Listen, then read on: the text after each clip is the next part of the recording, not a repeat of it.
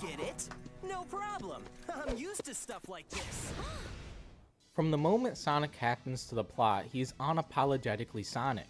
Cocky, confident, and cool as always, all while still being able to understand the gravity of the situation, more than able to lock in and take the battle at hand seriously, as he's immediately ready to run the fade with the immortal King Arthur himself when summoned to the world of Camelot. Sonic in the Black Knight is the perfect personification of Sonic the Hedgehog, and I love it. Sonic has always been a static character, or in other words, he doesn't go through much personal change over the course of the series, and this game understands that. From the moment he lands in Camelot, Sonic always does what he believes is the right thing to do. When he's about to pull the sacred sword Caliburn from the stone, perhaps the only way to defeat King Arthur, Merlina warns him that pulling out that sword and defeating King Arthur would make him forever the worst of knights, slayer of kings. In Sonic's response, Guess I can't be the hero every time.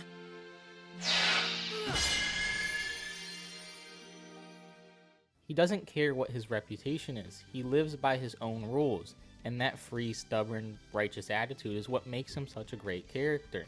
It's what makes him able to impact and help drive change in other characters, as seen with the Knights of the Round Table and Caliburn, and even later with Merlina. He pulls that sword out without a second thought, for no reason other than that it's the right thing to do. The perfect example of this being when Sonic is on the way back from completing the timed task given to him to prove himself a worthy knight to the Lady of the Lake.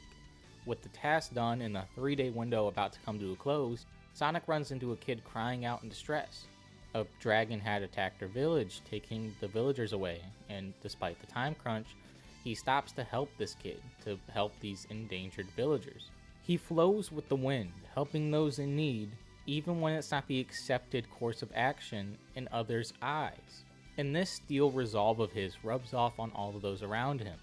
He refuses to abide by the code or honor of these Knights of the Round Table, time and time again choosing his own path, showing that there's more to being a knight than just serving a king. By being himself, he earns the respect of his peers, including Caliburn, who had originally called him a knave for a good portion of the story. But after seeing Sonic's actions, despite maybe being unorthodox to him at first, he grows to respect Sonic, eventually dubbing him Sir Sonic, Knight of the Wind.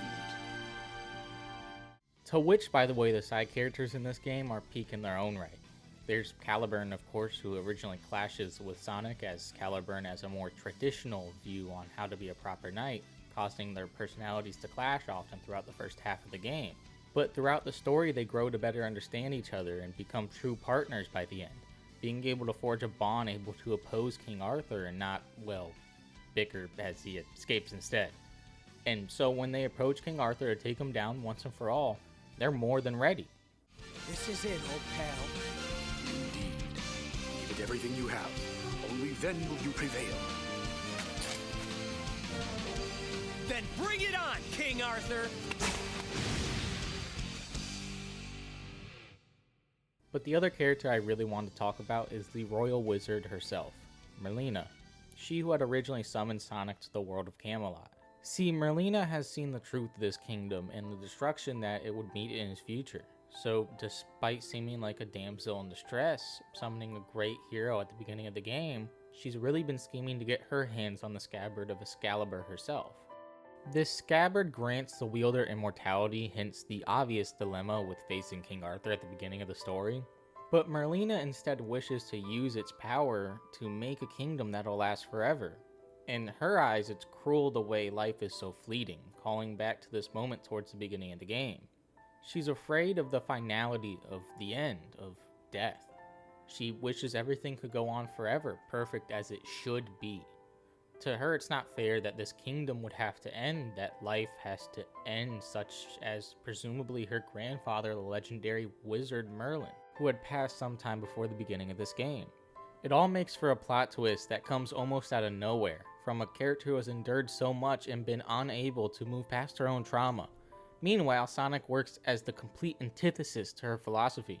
For to him, what good is a world that goes on forever?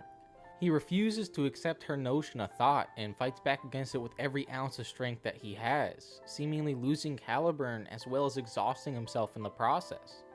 All of which ends up leading to one of the coldest lines he's ever said, if you ask me. It was never about chivalry for me. I just gotta do what I've gotta do. That's all. And then this goes on to lead into perhaps my favorite power-up scene in the entire series on top of that. And while I could try to explain it, I don't think there's any way my words could do it justice, so I'll just let this clip roll instead.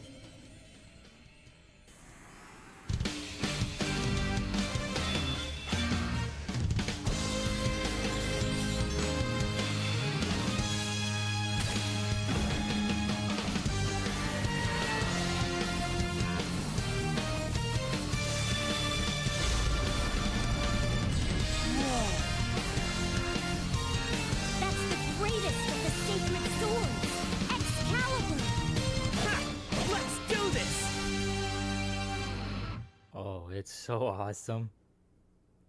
Anyway, then after all of this, once you defeat Merlina and beat the game, it ultimately leads to what is probably the most beautiful scene in the game, if not the entire series.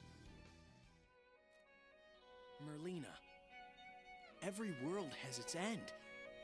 I know that's kind of sad, but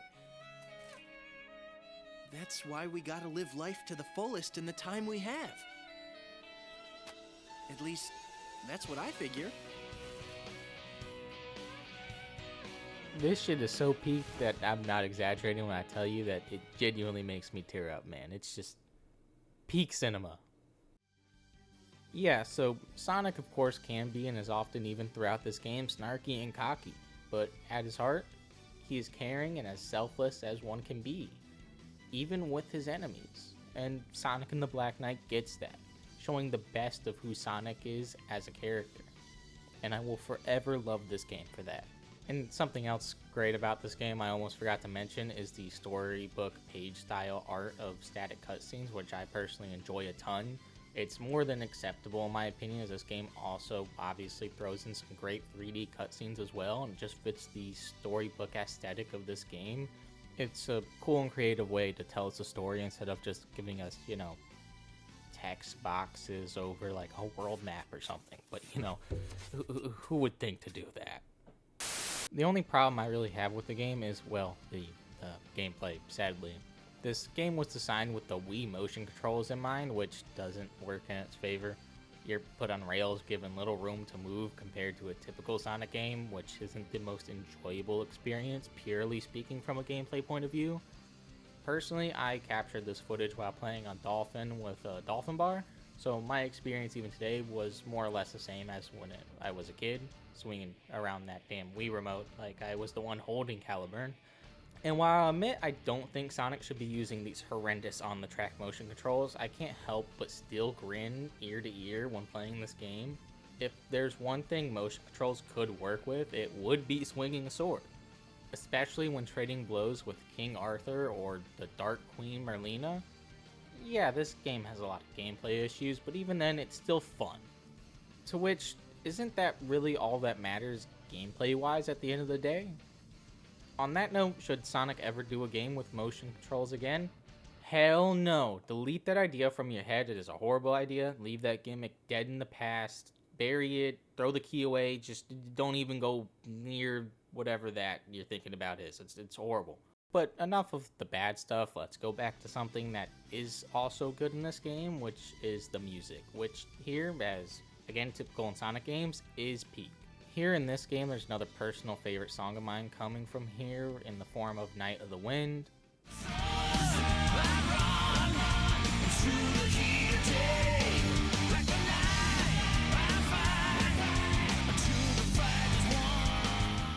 Plus, there's several more great tracks coming from Crush 40, which are all great in their own right. And then there's the vocal track that plays during the Excalibur Sonic fight with me.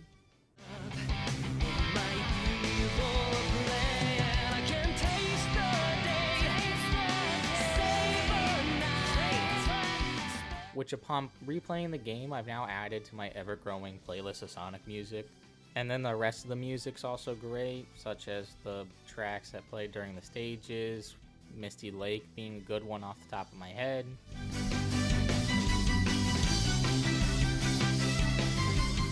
which they all round out the OST, making it another banger in a series that has multiple banger OSTs. And honestly, I could keep on going just blabbing about this game, whether it being able to play as the other knights, although they all play worse than Sonic in my opinion, especially Blaze, who I couldn't even bear to finish our level playing as her, or the multitude of references to old Sonic games, such as during the Earth Dragon fight in which Sonic references him and Shadow fighting the Bio Lizard in SA2. This brings back memories of last time I was with Shadow. This game is one of kind, and despite its very obvious flaws, it feels like the team behind this game put their heart and soul into it. And it has felt like this was the last time we had this type of passion poured into a Sonic game since then.